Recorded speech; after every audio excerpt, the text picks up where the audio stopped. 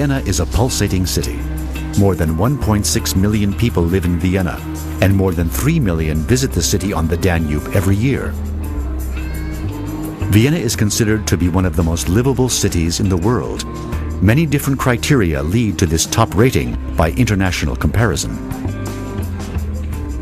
Long-term planning in the environmental sector was and is an important pillar of city politics. Vienna is internationally renowned for its waste management. Delegations from throughout the world regularly come to Vienna to inform themselves on location about the city's facilities. Waste management is an aspect in the function of a city that cannot be overlooked, but normally takes place off the beaten track of the tourist attractions. The new waste incineration plant in Pfaffenau can, however, be seen as a new place of interest in the sense of active environmental protection and is an important step towards the securing of sustainable living quality in Vienna. In Austria, it is forbidden by law to deposit residual waste untreated on dump sites. With the new waste incineration plant Pfaffenau and the incineration plants that exist already, Vienna assures that residual waste is treated properly and is furthermore converted into valuable energy in the form of electricity and district heat. Welcome, ladies and gentlemen. It's my great pleasure to present the WIP Pfaffenau to you today. Together with the locations Flörzersteig and Spittelau, the new plant deals with Vienna's residual waste in compliance with the highest environmental standards. The routes of transport from waste collection to waste treatment can be massively reduced because all incineration plants are located in the urban area of Vienna. Feeding heat into the district heating network guarantees an optimal use of the available energy. Let us now take a look at this impressive building. The standards of the plant that was to be newly built in the environmental center Semmering were very high from the beginning. It should result in the emergence of a high-tech plant for the protection of the environment. In addition to highly functional demands and licenses in an environmental impact assessment procedure in accordance with the strictest environmental standards in Europe, it also had to be suitable to architectural and aesthetical aspects. The design of the project is the result of an EU-wide architecture competition. In a construction period of less than 3 years, one of Europe's most modern waste incineration plants came into existence, the WIP Pfaffenau. The Viennese waste management concept is based on the 3 basic principles: prevention, separation, and utilization. The best waste is, of course, the one that is not produced in the first place. This is why the main focus, in addition to the prevention, is on waste separation. Thus, more than 330,000 tons of waste and biogenic waste is separated annually in Vienna. It is divided into used paper, white and colored glass, metal, plastic, organic waste, and other waste. Only the waste that cannot be recycled requires proper treatment, and incineration is most suitable for this. Now, how does this container get to Simmering? I'm sure you've heard of the men in orange. With more than 3,500 employees, the MA48 is one of the biggest municipal departments in Vienna. In addition to street cleaning, snow clearing, and the municipal fleet of cars, it is especially responsible for waste management. 365 days a year, the employees of MA48 go to great lengths to keep the city clean and to collect the waste that every individual has produced. The journey to Simmering can now begin. The transport of the non-recyclable waste to the plant takes place with collection vehicles from MA48, mainly via the highway. Roughly 770 tons of waste are delivered daily. Now a special kind of relay begins. When entering, the waste collection vehicle is weighed and after approval by the traffic light can drive to the tips of the waste bunker. A total of 12 tilting spots are available for the valuable load. The tips are equipped with flaps in order to prevent smell and dust disturbing the surrounding area.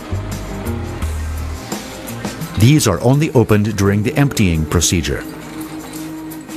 Welcome to the storeroom with special dimensions.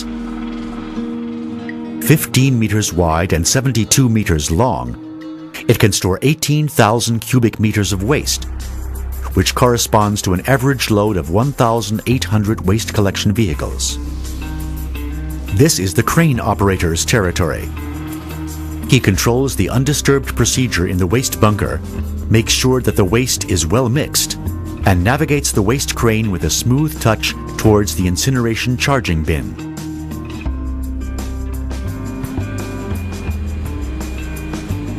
Now it is going to get really hot. The burning waste is transported downwards by slow pushing movements of the grate. The air necessary for combustion is fed through the openings in the grate as well as directly into the incineration chamber. The firing temperature in the flame rises to more than 1,000 degrees centigrade. After roughly 1 hour, the combustion process is completed. Approximately 30% residue of combustion, consisting mainly of non-flammable elements like slag, ash, scrap, and stones, accumulate on the grate side.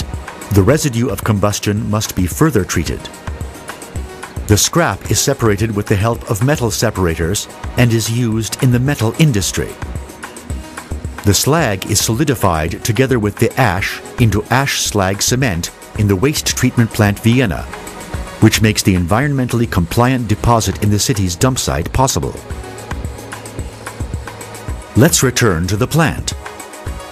Now an 850 degree centigrade heat wave climbs up the waste heat boiler. Here the heat energy from the hot flue gas is transferred to the water in the boiler. The flue gas successively flows through the various components of the waste heat boiler, the so-called flues. In the first part, the empty flues, the walls are equipped with pipes. The boiler water circulates in them.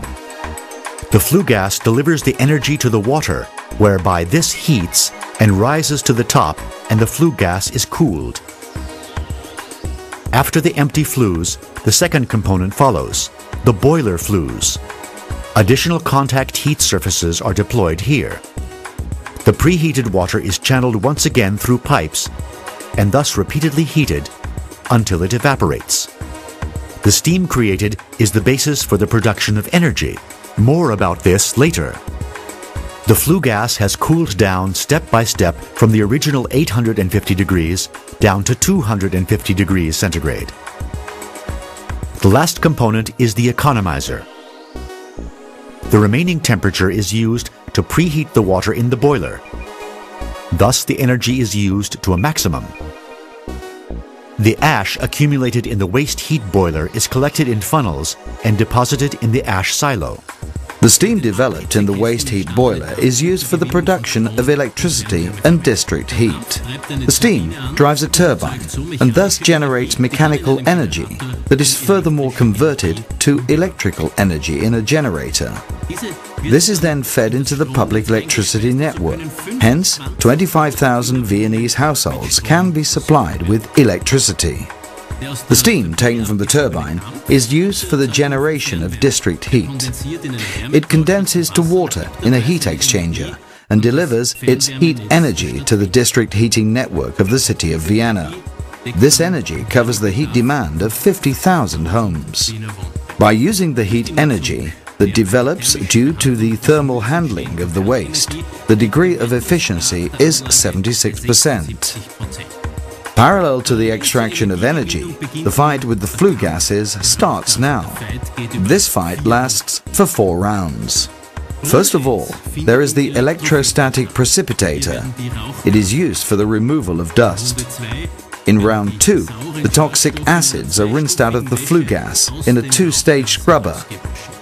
Round 3 starts with the active coke filter for the separation of organic toxics. The fourth and last round takes place in the catalyzer, where the nitrogen oxides are removed. But let's have a look at this now in detail. Let the fight begin.